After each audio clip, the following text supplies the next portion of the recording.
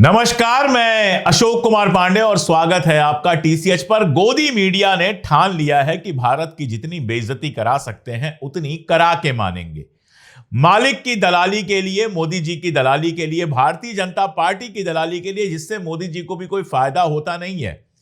Local में थोड़ा बहुत हो जाता हो, ग्लोबल में तो नुकसान ही होता है, लेकिन उनको फायदा पहुंचाने के लिए कुछ भी करेंगे।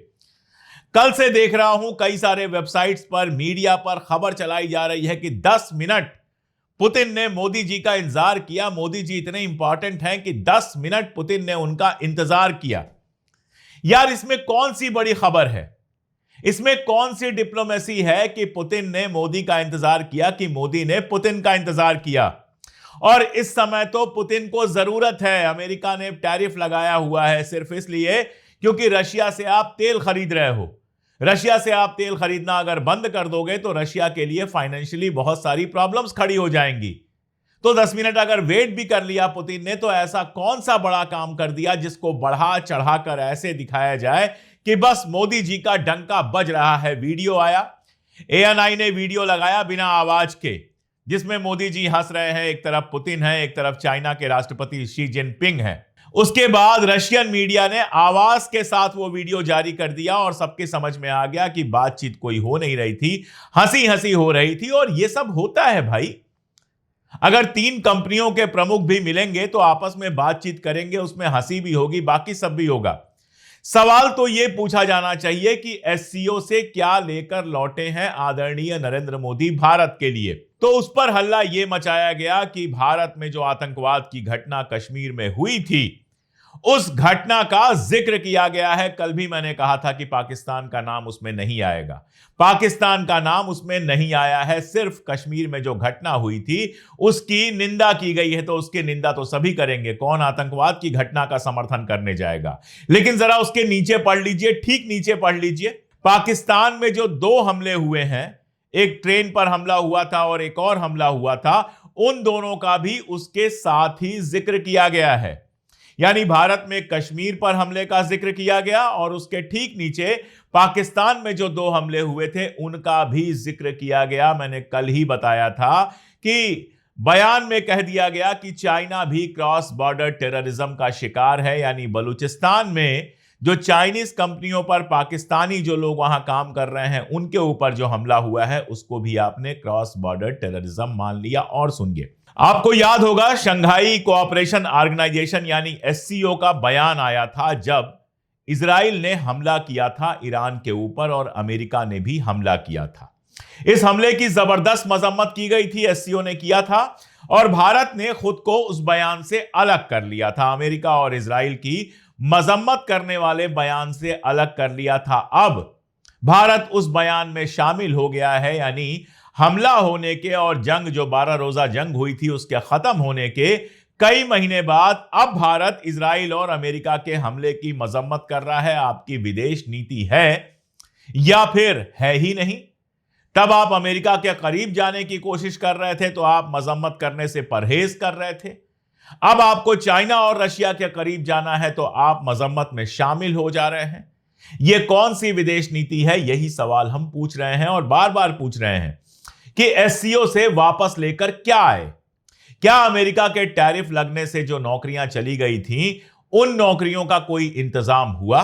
क्या हमारा जो एक्सपोर्ट अमेरिका को जाता था, चाहे वो सोना चांदी हो, चाहे फिर कपड़े हो या बाकी सारी चीजें हो जिनकी फैक्ट्रियां बंद हो रही हैं, क्या वो एक्सपोर्ट किसी और कंट्री में जाने के लिए रास्ता तलाश लिया गया है? उसके लिए नया बाजार तलाश लिया गया है?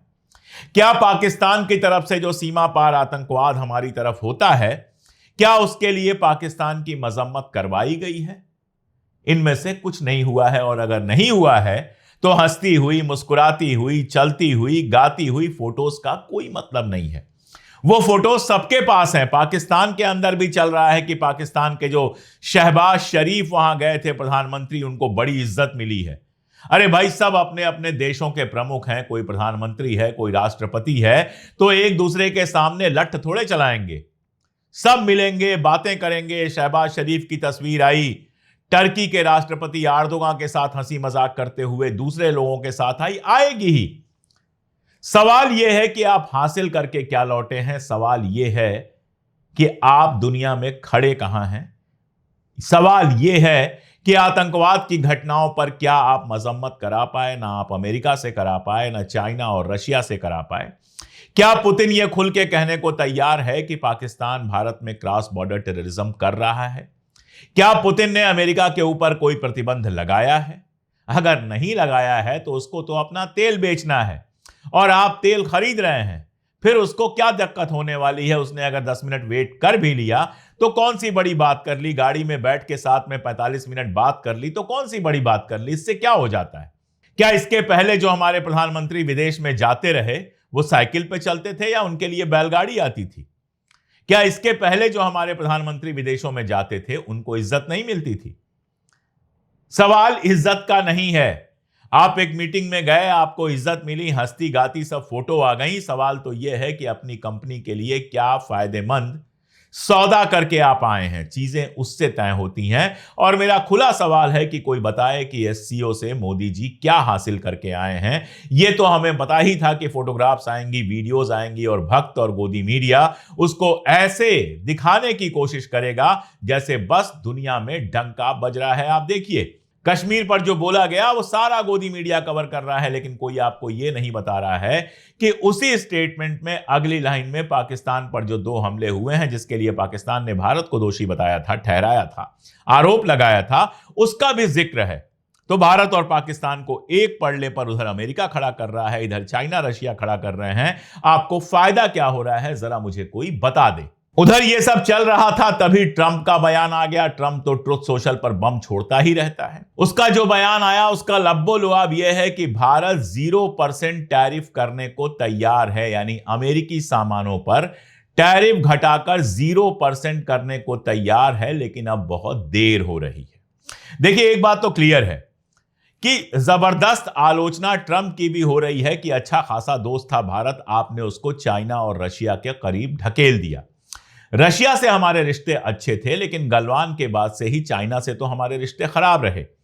और अमेरिका को भारत की जरूरत भी इसीलिए थी कि एक तो बड़ा बाजार है और दूसरा यह कि चाइना के सामने खड़ा होने के लिए उसको एक पावर की जरूरत थी, जो भारत कर रहा था। और भारत लगातार अपना बैलेंस जो है वो रशिया, चाइना और ग्लोबल साउथ से हटाकर अमेरिका की तरफ कर रहा था।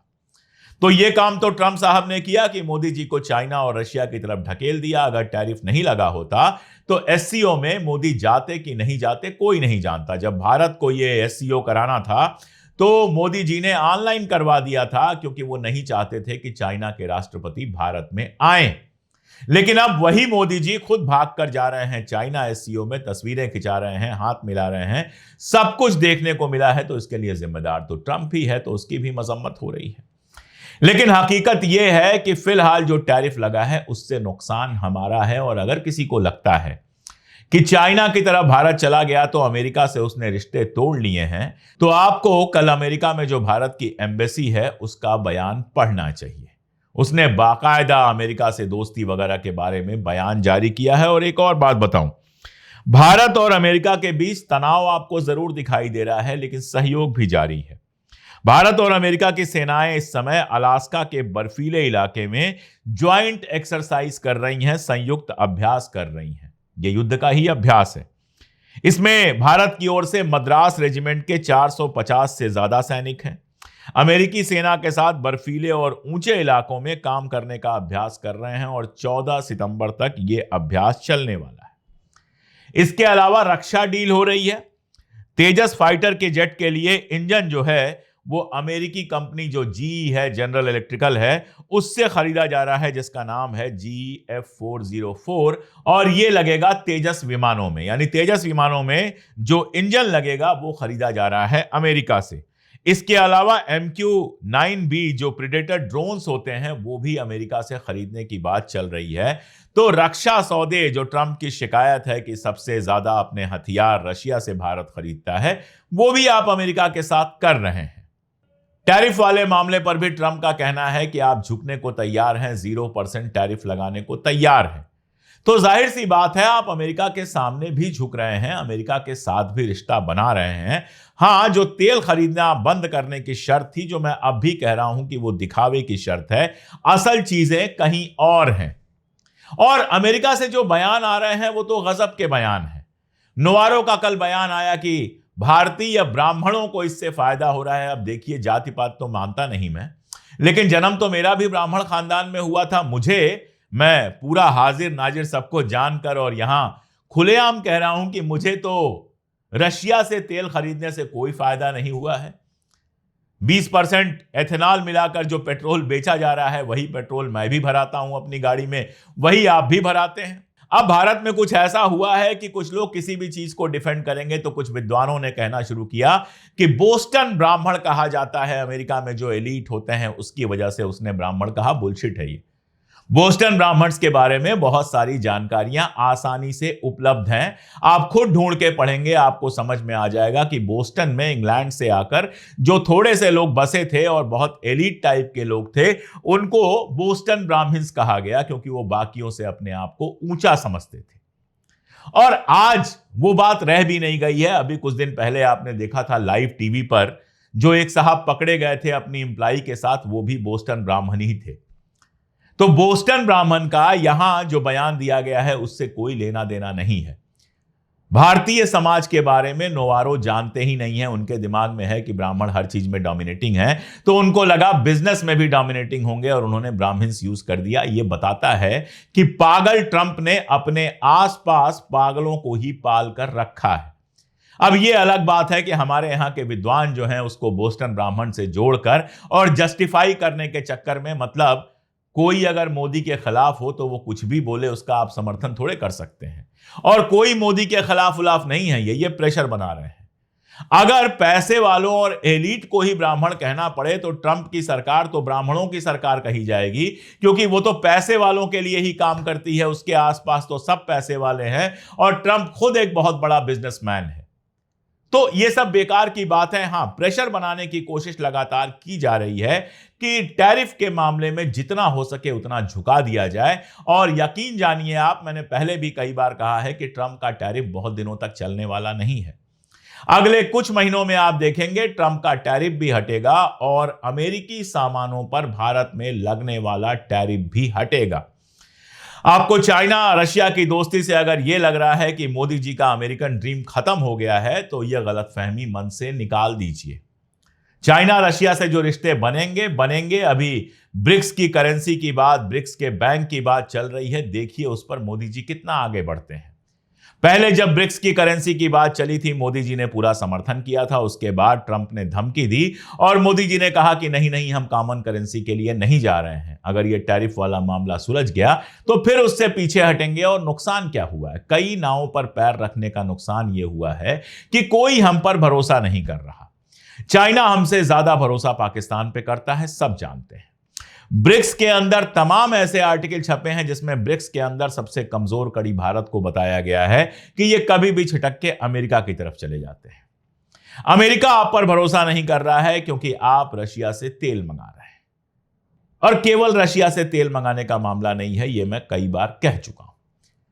अंगूठे के नीचे लाना चाहता था वो, किसी भी तरह से चाहता था कि अपने सामने आसिम मुनीर और मोदी का हाथ मिलवा दे और नोबेल प्राइज के लिए दोनों लोगों से नॉमिनेट करवा दे। आपकी प्रॉब्लम आसिम मुनीर से हाथ मिलाने की नहीं थी, आपकी प्रॉब्लम ट्रंप के सामने झुकने की भी नहीं थी। आपकी प्रॉब्लम यह थी कि देश के अंदर जो हिंदू मुसलमान की राजनीति आप करते हैं, अगर आसिम मुनीर से आप हाथ मिला लेते तो वो राजनीति खत्म हो जाती। तो उस राजनीति को बचाने के लिए जरूरी था कि आप वहां पर ना जाएं और आसिम मुनीर से ना मिलें, जिसके नतीजे में यह सारा कुछ हो रहा है।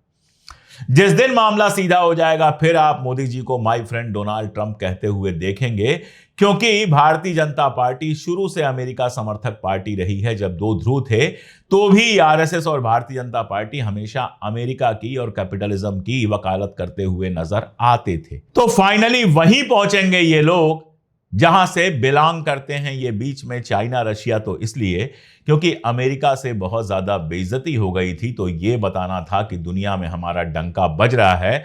तो चलो ट्रंप के साथ नहीं, शी जिनपिंग और पुतिन के साथ ही अच्छी फोटोग्राफ्स और वीडियो चलवा दो ताकि गोदी मीडिया और भक्तों के बीच में कह सको कि हमारा डंका बज रहा है। यह गोदी मीडिया एक बार सवाल नहीं पूछेगा कि आखिर ट्रंप से रिश्ता बिगड़ा क्यों। यह गोदी मीडिया एक बार सवाल नहीं पूछेगा कि जो चाइना पाकिस्तान के साथ हमेशा खड़ा रहता है उससे किस हद तक आपकी दोस्ती चलेगी। यह गोदी मीडिया एक बार नहीं पूछेगा कि चाइना के साथ जो आपका सीमा विवाद है उस पर चाइना ने क्या कहा। यह सब कभी नहीं पूछा जाएगा। बस तस्वीरें आएंगी, फोटोग्राफ्स आएंगी, वीडियोस आएंगे, उनको चला दिया जाएगा और यह भ्रम बनाया जाएगा कि मोदी जी का डंका बज रहा है। हमारा काम है इसके पीछे की सच्चाई बताना। तस्वीरों और गले मिलने और कार में बैठने से अगर डिप्लोमेसी होती तो ट्रंप वो सब कभी नहीं करता जो लगातार कर रहा है। तो फिलहाल इंतजार करना है। यूरोप से जो अपील की थी ट्रंप ने भारत के ऊपर सैंक्शन लगाने की, मैंने तब भी कहा था कि उसका कोई खास असर नहीं होने वाला है। अगर वो लगा भी देते तो भी कोई खास असर नहीं होने वाला है और लगाएंगे तो ज्यादा नुकसान उनका ही होगा। तो जर्मनी के विदेश मंत्री जो हैं भारत आ रहे हैं बाकायदा और कह रहे हैं कि हिंद महासागर क्षेत्र में वो हमारा दोस्त है, भारत हमारा दोस्त है। वैसे भी यूरोप के लिए चाइना से दोस्ती कर पाना बहुत मुश्किल काम है। मिडिल ईस्ट से लेकर यूक्रेन तक पर जो है चाइना का स्टैंड उनके बिल्कुल खिलाफ है। तो भारत उनके लिए सहज स्वाभाविक दोस्त है, तो उससे वो रिश्ते नहीं तोड़ेंगे। मुझे ऐसा लगता है कि आने वाले 3-4 महीनों में भारत फिर आपको अमेरिका के नजदीक दिखाई देगा।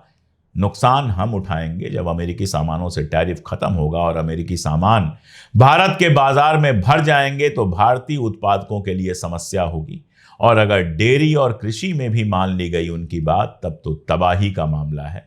लेकिन देखते हैं, इंतजार करते हैं। तब तक गोदी मीडिया के डंका बजाने के फरेब को समझने की कोशिश कीजिए और कोशिश कीजिए कि सोशल मीडिया और गोदी मीडिया के डंके से डिप्लोमेसी नहीं चलती है। डिप्लोमेसी बहुत सारी दूसरी चीज़ों से चलती है जिस पर पर्दा डालने के लिए इस तरह का नाटक लगातार किया जाता है। आज के लिए इतना ही। बहुत शुक्रिया।